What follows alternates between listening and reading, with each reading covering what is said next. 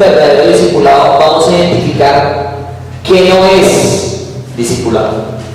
No es discipulado sentarse y simplemente recibir información. Eso no es discipulado. No es discipulado hacer parte de aquellos que van a la iglesia, que se integran al discipulado, pero que no cumplen el propósito del discipulado. ¿Usted quiere ser discípulo? Amén. ¿Usted quiere ser alguien que cumple el propósito de Jesús? Amén. Bueno, hay personas que creen que discipulado es, por ejemplo, ser discípulo es colaborar en la iglesia, ayudar a arreglar la iglesia. Eso dentro del servicio es importante, pero eso en sí no hace un discípulo. No sé si me hago entender. El servicio hace parte del discipulado, pero el servicio no reemplaza, o únicamente el servicio no reemplaza lo que es ser un discípulo. Un discípulo no es solamente el que aporta en la iglesia. Porque antes de hablarle lo que dice la palabra, le tengo que decir lo que no es. Porque muchas personas quieren reemplazar el verdadero discipulado por cosas más fáciles. El verdadero discipulado tiene un costo. Un costo. 17, del 1 al 5. Esa es la manera correcta o el orden correcto para desarrollar un ministerio. Jesús oró primero por él. Lo segundo es que Jesús ora por sus discípulos. Eso está en Juan capítulo 17, del 6 al 19. El tercer punto es cuando Jesús ora por todos los creyentes. Por todos. Eso está en Juan 17, del 20 al 26. Jesús cumplió el propósito para el cual fue enviado. Jesús tenía un único propósito al ser enviado, y era morir en la cruz. Solamente la cruz era el destino final de Jesús, porque solo a través de la cruz iba a haber redención para toda la humanidad. El propósito no eran los milagros, el propósito no eran las sanidades, el propósito no eran las multitudes que en su momento siguieron a Jesús en esa época. El propósito específico y principal era la cruz. Amén. Usted tiene que entender que si se está preparando es porque usted va a ser enviado. No se va a quedar toda la vida en el nivel que hoy está. Usted en algún momento va a ser enviado a hacer algo más grande. Pero usted tiene que entender que tiene que cumplir aquello a lo que Dios lo envía. Yo creo que lo más triste para una persona es estar en este mundo y no saber para qué Dios lo envió o la envió a esta tierra. Cuando vemos la vida de Jesús, vemos que Jesucristo cumplió el propósito de Dios. Él murió cuando tenía que morir, pero cumplió el propósito de Dios. ¿Sí? Y la muerte de Él le ha dado vida a millones y a millones de millones hasta que Él venga por segunda vez. Nos ha dado vida a todos nosotros. Lo siguiente es que los discípulos que Dios trae a nuestras vidas son para enseñarles a obedecer su palabra y conocer a Dios de la palabra. Porque el verdadero discipulado es el que trasciende generaciones. Si a mí me enseñaron un día, allá para enseñar, luego un día también. Si a mí me pastorearon un día, fue para también algún día pastorear y guiar a otros. Usted está siendo discipulado porque va a ser discipulador de otros. Usted va a tener a su cargo gente que Dios le va a poner en la mano, literalmente. Y usted se va a hacer responsable de la salud espiritual de esas personas. Quiero que entienda que esta responsabilidad no es cualquier cosa. No es algo que uno toma y el día de mañana deja. Cuando está en pruebas, como hablamos hace 8 días. Esto es algo que es hasta la muerte. Porque el verdadero discipulado es hasta el final. ¿Cuántos quieren trabajar hasta el final? Levante la mano. Usted tiene que, usted no se metió en esto a pasar una temporada en su vida. Y el día de mañana usted diga, cuando yo estaba en la iglesia. Cuando yo estaba en esa iglesia, cuando ya el pastor nos decía y nos hablaba. Eso está siendo formado, ¿no? Porque otras personas van a conocer al Dios Todopoderoso a través suyo. Depende de que la gracia de Dios esté sobre uno y que uno se esfuerce a través de esa gracia y crezca uno en Dios. Usted no está acá para coleccionar mensajes, y esto se lo va a estar repitiendo mucho aquí en adelante. Usted aquí no está para coleccionar charlas. Usted aquí no está simplemente para escuchar predicaciones. que él fue a orar al monte y luego fue y escogió a sus 12.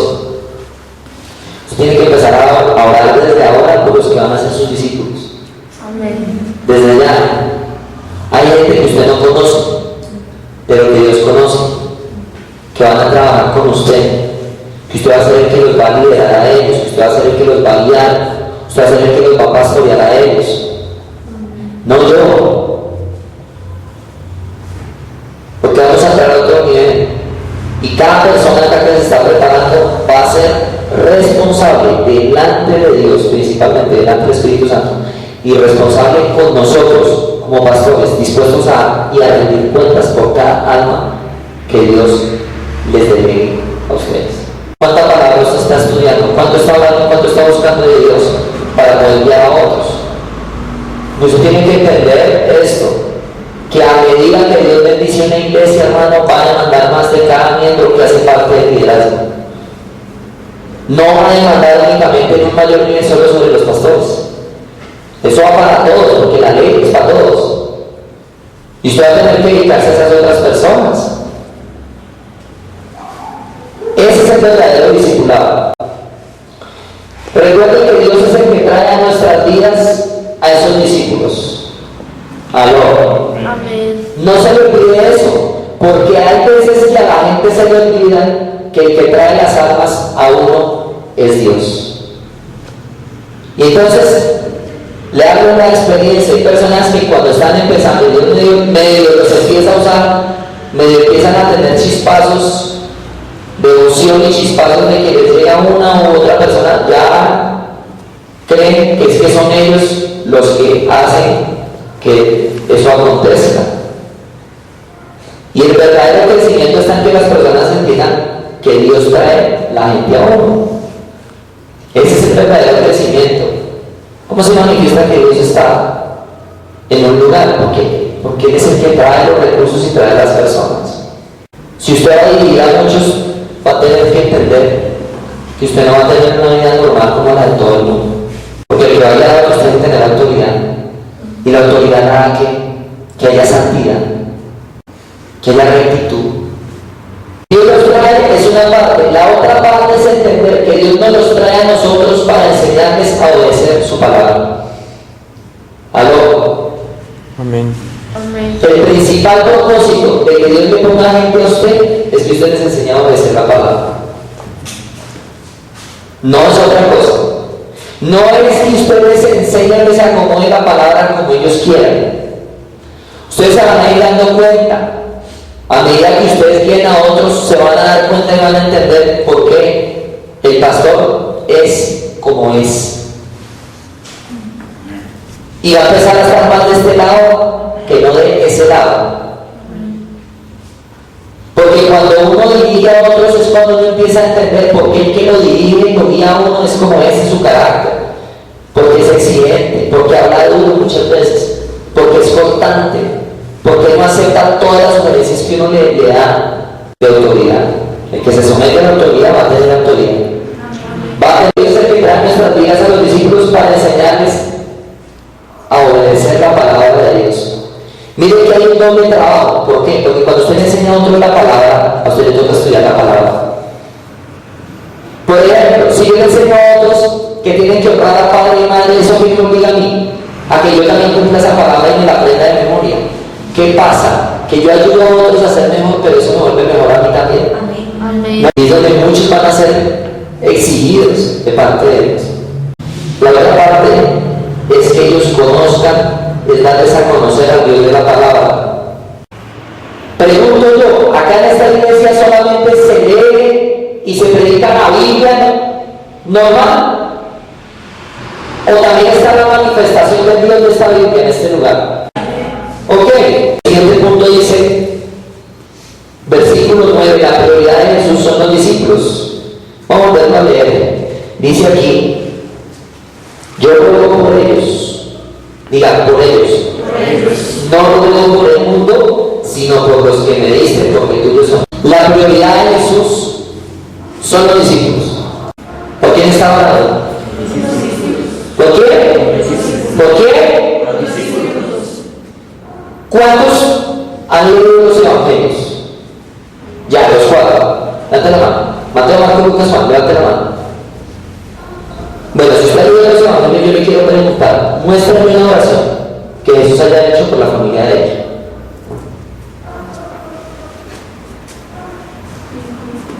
Y los que nos están viendo por internet lo pueden buscar, a ver si es una falsa doctrina que yo estoy enseñando. ¿Hay alguna oración que Jesús haya hecho por la familia de él? No. ¿Hay alguna oración donde está escrito que Jesús diga, Señor, Padre, te pido por María, mi mamá, te pido por José, mi papá, y te pido por todos mis hermanos que no creen en mí? ¿O él se dedicó a sus discípulos? Sus discípulos. ¿Cuántos están entendiendo la palabra?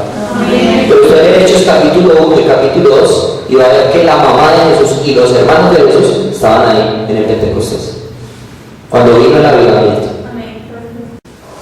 Varias cosas acá.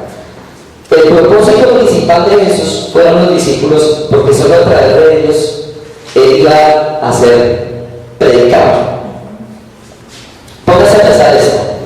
¿Qué tal que Jesús se hubiera dedicado solamente a sanar gente? Que se hubiera dedicado solamente a orar por los enfermos y hacer milagros y señales, pero no se hubiera dedicado a ser discípulos? ¿Qué hubiera pasado? Sí, señora. ¿Por qué? Porque si nosotros hubieran formado a otros, el evangelio se hubiera perdido. Lo que yo hubiera hecho en la cruz hubiera sido en vano, porque ¿quién me iba a contar si no hubiera formado gente para contar lo que él había hecho por ellos en su momento? ¿Se nos hace entender? Amén. Y si usted mire todo el contexto del liderazgo de Jesús, usted va a ver que Jesús no se dedicó a las multitudes. Jesús se dedicó a un grupo pequeño. Y a través de ese grupo pequeño tocó a miles. ¿Aló? Amén. Mírenme acá. ¿Cuántos creen en multitudes? Amén. Pero ¿qué tal que usted crea en multitudes, pero usted no crea en formar discípulos? ¿Quién va a cuidar esas multitudes? Algo diga el Espíritu Santo. Amén. Yo creo que el pastor, por excelencia, no pastor en la iglesia, es el Espíritu Santo de Dios. Y acá lo enseñamos. Pero el Espíritu Santo no hace todo por nosotros, porque hay cosas que nosotros tenemos que hacer que no las va a hacer por nosotros. ¿Estamos de acuerdo o no? Porque si no es que el Espíritu Santo vaya y le predique a todo el mundo. ¿No es que si el Espíritu Santo descendiera sobre toda la humanidad y todos cayeran arrepentidos de rodillas y salvarían? ¿Qué necesidad había de líderes o de pastores en alguna iglesia? Ninguna. Pero este privilegio, dice la palabra, lo anhelan los ángeles. Pero ni siquiera los ángeles Dios les permitió predicar. ¿No cree usted que un solo ángel apareciéndose a todo el mundo, la gente se convierte? Que venga un ángel y se le aparezca a la gente y les predique el evangelio. Hasta el más ateo se convierte. Pero ese deseo que tienen los ángeles de predicar solo le fue otorgado a nosotros los seres humanos, a la iglesia. Y usted todos deberían decir amén y verlo como un privilegio. Y Dios dispuso a los ángeles a trabajar a favor de los que trabajamos en la obra de Dios predicando el evangelio. En el propósito divino, va a haber una protección especial de parte de Dios sobre aquel que le sirva a él. Vamos para el versículo 19. Dice: por ellos yo me santifico a mí mismo, para que también ellos sean santificados en la verdad. Si este pueblo iba a darse por causa de uno y de otros, diga, por causa de uno y por causa de otros. Ojo acá. Yo he visto en la experiencia que tengo que la principal razón para guardarse el pecado y vivir en santidad tiene que ser la salvación de uno. Dice la palabra: ocupados en nuestra salvación con temor y temblor. Cada día de nuestra vida tenemos que temblar. Y el que no tiemble va a empezar a temblar por el poder del Espíritu Santo. Que uno le tiene que temblar todo, hermano, de siquiera pensar en pecar, en darle la espalda a Dios. Pero una segunda razón poderosísima para guardarse y vivir en santidad son otros. ¿Cuántos quieren dar fruto? Amén. Díganme. el fruto es una consecuencia sí o sí de vivir en santidad. Amén. El buen fruto, aclaro. Lo repito, el buen fruto es una consecuencia sí o sí de vivir en santidad. Santidad significa separado para. El deportista, la santidad del deportista es que está separado solo para el deporte al cual se dedica.